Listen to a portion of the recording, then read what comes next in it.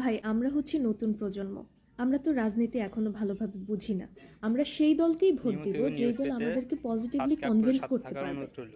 তাদের প্রতি কনভিন্স করতে পারবে, আমাদের সকল প্রশ্নের উত্তর তারা লজিক্যালি দিতে পারবে, আমরা সেই দলকেই সাপোর্ট করব। আমার এমন অনেক প্রশ্নের উত্তর আছে যেগুলো বিএনপির বিভিন্ন লোক বিভিন্ন সময় দিতে পারেনি। সোশ্যাল মিডিয়ায় বিভিন্নভাবে তারা গালাগালি করেছে, ব্লক করে দিয়েছে অথবা অ্যাভয়েড করার চেষ্টা করেছে। প্রশ্নগুলো আবার নতুন করে কিন্তু দেখলাম ভাইরাল হয়েছে।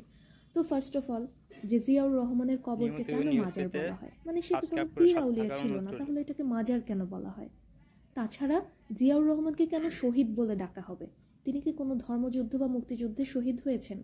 তাহলে তাকে শহীদ কেন বলা হবে? অন্যের হাতে হত্যা হলে যদি এটাকে শহীদ বলা হয়, তাহলে তো বঙ্গবন্ধুকেও শহীদ বলতে হবে। তাছাড়া বিএনপির লোকজন এই জিয়াউর রহমানকে বলে গণতন্ত্রের ধারক এবং বাহক।